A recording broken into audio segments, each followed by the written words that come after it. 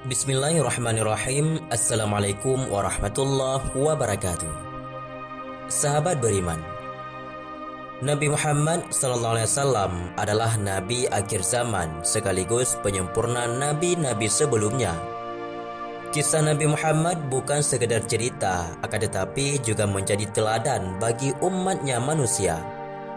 Berikut ini kisah Nabi Muhammad sepanjang hidupnya, mulai dari kelahirannya hingga beliau wafat, yang kami rangkum dalam video berikut ini. Nabi Muhammad SAW memiliki nama lengkap Muhammad bin Abdullah.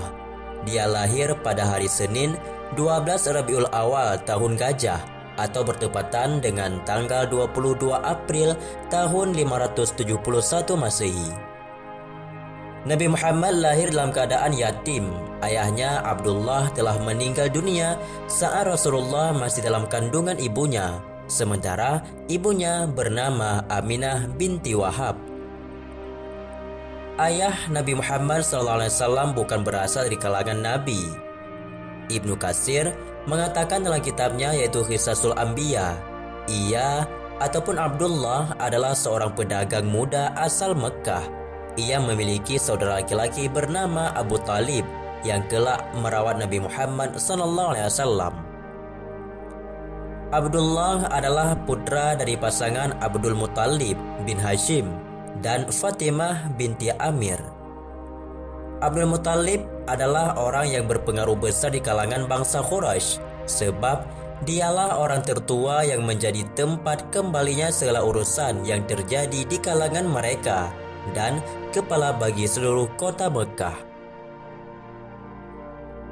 Muhammad bin Yusuf Al-Salihi Asyami dalam kitab Subul Al-Huda wa Ar-Rasyad fi Siratil Khair Al-Ibad, beliau menyebutkan bahwa sebuah riwayat yang menyatakan tentang ayah Nabi Muhammad SAW, yaitu Abdullah bin Abdul Muttalib, meninggal di kota Yastrib di perkampungan paman ayahnya dari suku Bani Adi bin Al-Najjar, di sebuah rumah yang dikenal dengan sebutan Dar Al-Nabirah, dan di rumah itu pula ayah Nabi Muhammad dimakamkan. Disebutkan bahwa sebab meninggalnya Abdullah, yaitu ayah Nabi SAW, di kota Yastrib adalah karena sakit dalam perjalanan pulang ke Mekkah, yang dimana sebelumnya dia dan kafilah dagang Quraisy pergi ke negeri Syam dan juga Gaza untuk berdagang. Setelah 1 bulan berdagang, dia bersama rombongannya pulang ke Mekkah. Namun di tengah perjalanan dia jatuh sakit di kota Yastrib. Dia meminta kepada kafilah dagang Quraisy untuk beristirahat di rumah Bani Adi bin Al-Najjar dan terbaring sakit di rumah tersebut selama 1 bulan. Pada saat Abdullah istirahat di rumah Bani Adi bin Al-Najjar, kafilah dagang Quraisy sedang melanjutkan perjalanan ke kota Mekkah dan mengabarkan kepada Abdul Muttalib mengenai kondisi Abdullah yang sedang kritis. Mendengar berita tersebut, Abdul Muttalib mengutus putra yang paling tua, yaitu Al-Haris, untuk melihat kondisi Abdullah. Namun setibanya Al-Haris di Yastrib, Abdullah telah meninggal dunia dan telah dimakamkan di sana. Berkenaan dengan usia Abdullah, ayahnya Rasulullah Muhammad SAW, ketika beliau wafat, itu terjadi perbedaan pendapat di kalangan para ulama, yang dimana menurut kebanyakan ulama, usia Abdullah pada saat wafatnya berusia 25 tahun. Beliau tidak pernah menikah dengan gadis lain selain Aminah. Begitu juga dengan Aminah tidak pernah menikah dengan pria lain selain Abdullah.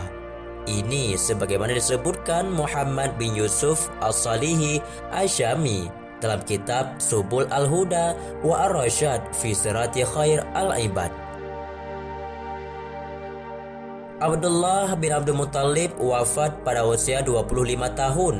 Namun, ada juga ulama berpendapat sebagaimana dikatakan oleh Imam Al-Waqidi. Beliau berkata, ini adalah pendapat yang paling valid dalam masalah kewafatan dan usia Abdullah. Namun, Imam Al-Alai dan Ibnu Hajar berkata, usia Abdullah pada saat wafat berusia 18 tahun. Dan juga Imam Al-Waqidi berkata, Abdullah tidak menikah sama sekali kecuali Aminah, dan Aminah pun tidak menikah kecuali dengan Abdullah. Tepatnya pada tanggal 12 Rabiul Awal pada tahun Gajah di kota Mekkah, lahirnya manusia paling mulia sedunia, penutup segala nabi dan juga rasul, pemimpin umat manusia, yaitu baginda Rasulullah Muhammad sallallahu alaihi wasallam.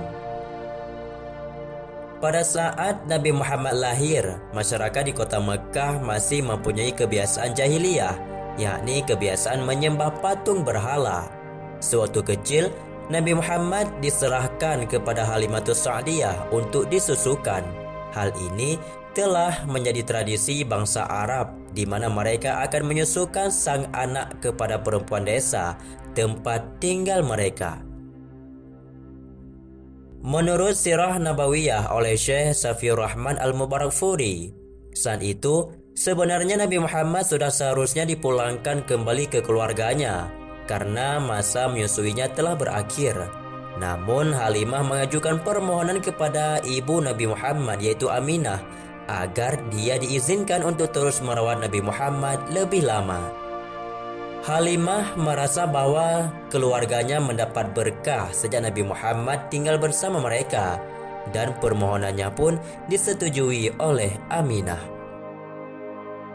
Pada suatu hari peristiwa besar terjadi. Nabi Muhammad kecil sedang bermain dan mengembala kambing dengan anak-anak Halimah di dekat rumahnya. Tiba-tiba, dua orang laki-laki berpakaian putih mendekati dan membawa Nabi Muhammad ke tempat yang agak jauh dari tempatnya mengembala. Saat itu, Nabi Muhammad kecil ditinggalkan sendirian ketika anak-anak Halimah pulang untuk mengambil bekal makanan. Ketika anak-anak Halimah kembali, mereka tidak menemukan Nabi Muhammad di mana-mana pun. Namun, melihat peristiwa besar saat para malaikat membersihkan hati Nabi Muhammad, mereka pun berlari ke rumah ibunya untuk memberitahu Halimah dan juga suaminya. Setelah mendapatkan kabar dari anak-anaknya, Halimah dan suaminya pun bergegas mencari Nabi Muhammad dan menemukannya duduk seorang diri di dekat sebuah rusun. Halimah bertanya, mengapa Nabi Muhammad berada di sana seorang diri? Dan Nabi Muhammad menceritakan kejadian yang baru saja dialaminya. Dua orang laki-laki berpakaian putih tersebut ternyata adalah Malaikat Jibril yang membersihkan hati Nabi Muhammad. Malaikat Jibril membelah dada Nabi Muhammad, mengeluarkan sesuatu dari hatinya dan berkata bahwa itu adalah bagian setan dalam dirinya. Hati Nabi Muhammad SAW kemudian dimasukkan ke dalam sebuah bejana emas yang diisi dengan air zam-zam untuk dibersihkan. Lalu para malaikat mengembalikannya ke tempatnya semula. Peristiwa ini terjadi sekitar 3 kali dalam kehidupan Nabi Muhammad dan menjadi peristiwa pertama sebelum peristiwa Isra dan Mi'raj dan sebelum menerima perintah salat 5 waktu. Bekas luka akibat jahitan dapat dilihat oleh Anas radhiyallahu anhu yang menyaksikan kondisi dada Nabi Muhammad. Berdasarkan tulisan dalam buku Al-Qalbi, kajian saintis dalam Al-Quran, peristiwa pembersihan hati Nabi Muhammad SAW mengandung makna kelapangan dada yang memungkinkan kemampuan menerima, menemukan kebenaran, hikmah, kebijaksanaan, dan kemampuan untuk memaafkan kesalahan seperti yang tercantum dalam surat Taha ayat 25 dan Az-Zumar ayat 22. Nabi Muhammad SAW saat berusia 5 tahun sudah kembali ke rumahnya. Ia mulai kembali hidup bersama ibunda dan kakeknya. Namun tak lama setelah itu, tepatnya saat Rasulullah berusia 6 tahun, Nabi Muhammad juga kehilangan sang ibunya, yaitu Siti Aminah, yang meninggal dunia setelah mereka berdua ziarah ke makam Abdullah. Aminah pun dikabarkan jatuh sakit sebelumnya dan dikuburkan di sebuah desa bernama Abwa.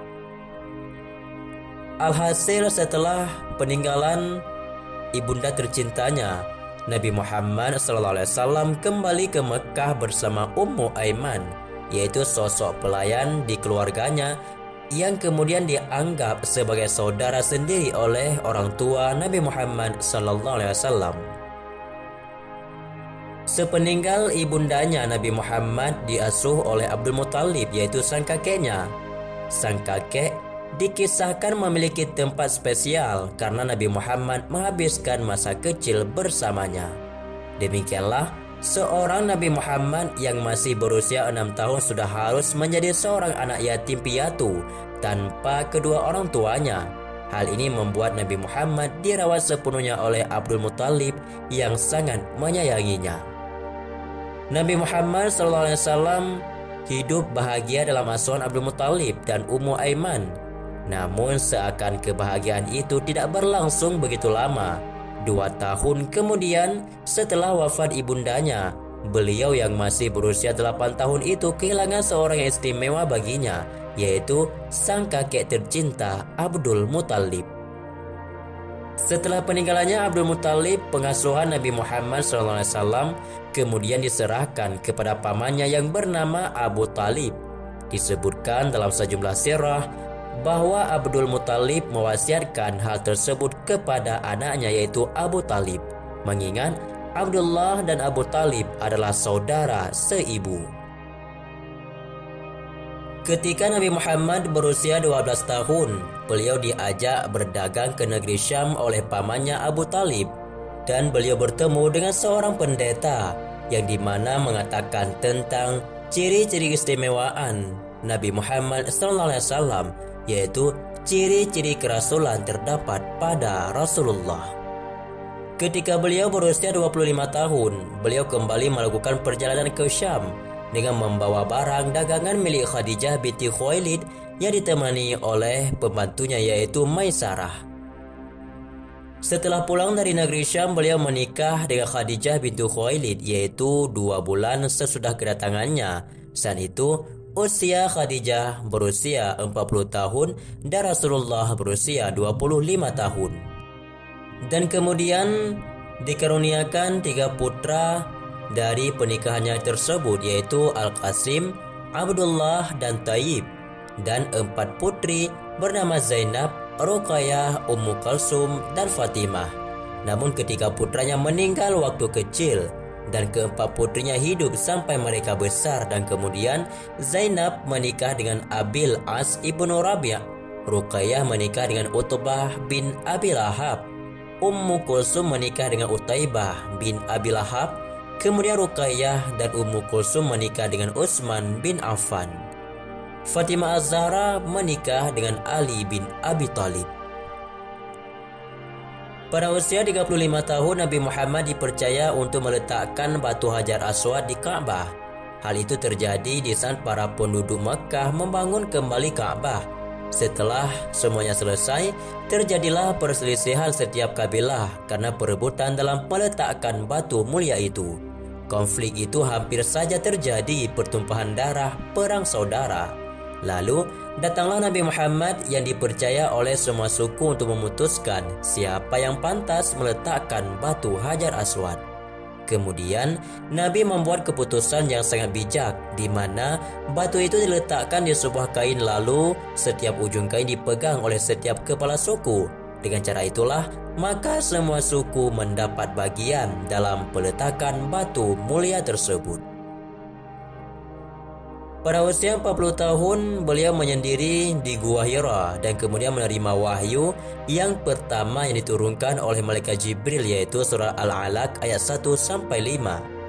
Selama 3 tahun Rasulullah berdakwah secara sembunyi-sembunyi, kemudian turun surah Al-Hijr ayat 94. Lalu beliau disuruh berdakwah secara terang-terangan di kota Mekah. 13 tahun Rasulullah berdakwah di Mekah. Akhirnya Nabi Muhammad memutuskan untuk hijrah dari tanah kelahirannya ke Madinah. Di sanalah Nabi Muhammad membangun komunitas baru untuk membesarkan Islam dan terhindar dari tekanan kaum kafir Quraisy. 10 tahun Rasulullah berdakwah di Madinah. Beliau wafat meninggal dunia ini. 1 tahun sebelum Nabi Muhammad wafat, Islam telah menjelma menjadi pemersatu tanah Arab. Tanah Arab yang dahulu terpecah dalam kekuasaan suku-suku lokal, kemudian menjadi satu negara yang paling termasyhur. Dalam kitab Nur Al-Mubin fi Mahabbati Sayyidina Al-Mursalin, dalam kitab tersebut diriwayatkan bahwa Nabi Muhammad merasa sakit di penghujung bulan Safar. Sakit yang diderita Nabi adalah pening hebat yang disertai demam. Sakit tersebut tak kunjung memudar, justru kian berat dirasakan oleh Nabi. Oleh karenanya, Nabi Muhammad SAW kemudian meminta izin kepada para istrinya agar dirawat oleh Aisyah, istri yang begitu dicintai oleh Rasulullah SAW. Akan tetapi meskipun telah dirawat oleh istri yang begitu dicintainya, sakit yang dirasakan Rasulullah tetap bertambah parah. Hal tersebut terjadi hingga seminggu lamanya. Kemudian tibalah pada hari Senin 12 Rabiul Awal. Dalam riwayat Anas bin Malik, Rasulullah berada dalam kamar Aisyah ketika Abu Bakar dan para sahabat lainnya menunaikan ibadah salat subuh tak jauh dari tempat Rasulullah beristirahat. Rasulullah tidak kuasa untuk mengimami salat para sahabat karena sakitnya. Nabi hanya menyingkap tabir kamar dan memperhatikan para sahabat melakukan salat. Saat Rasulullah menyingkap tabir kamar tersebut, para sahabat sempat merasa gembira karena mengira Rasulullah telah membaik. Akan tetapi kondisi Rasulullah ternyata tidak membaik sebagaimana yang diharapkan oleh para sahabatnya. Ketika waktu duha hampir habis, Rasulullah SAW memanggil anaknya yaitu Fatimah dan membisikkan sesuatu kepada putrinya tersebut. Hal tersebut ketika para sahabat bertanya, "Apa yang dibisikkan Nabi kepada engkau, hai Fatimah?" Fatimah menjawab, "Nabi SAW membisikku bahwa beliau akan wafat, lalu aku menangis. Kemudian beliau membisikku lagi dan mengabarkan aku adalah orang pertama di antara keluarga beliau yang akan menyusul beliau." Setelah memanggil Fatimah, Rasulullah kemudian memanggil cucunya Hasan dan Husain, kemudian istri-istrinya, dan memberikan nasihat kepada mereka. Nabi juga menyempatkan untuk memberi nasihat kepada para sahabat untuk memperhatikan ibadah salat. Kemudian pada saat-saat terakhirnya, Rasulullah masih sempat untuk bersiwak barang sebentar. Kemudian dalam keadaan terbaring di pangkuan Aisyah, Rasulullah mengangkat tangan, mengarahkan pandangan ke langit-langit dan bibirnya bergerak-gerak. Aisyah meriwayatkan bahwa Rasulullah kala itu berkata, "Ya Allah, ampunilah aku, rahmatilah aku dan pertemukan aku dengan kekasih yang maha tinggi. Ya Allah, kekasih yang maha tinggi." Diriwayatkan bahwa Rasulullah mengulang 3 kali kalimat tersebut sebelum tangannya lunglai dan juga wafat. Dan tepatnya pada tanggal 12 Rabiul Awal tahun ke-11 Hijriah pada hari Senin, pada tanggal yang sama ketika dilahirkan. 63 tahun yang lalu beliau dilahirkan, dan juga pada tanggal tersebut dan hari tersebut Rasulullah SAW wafat meninggalkan dunia ini.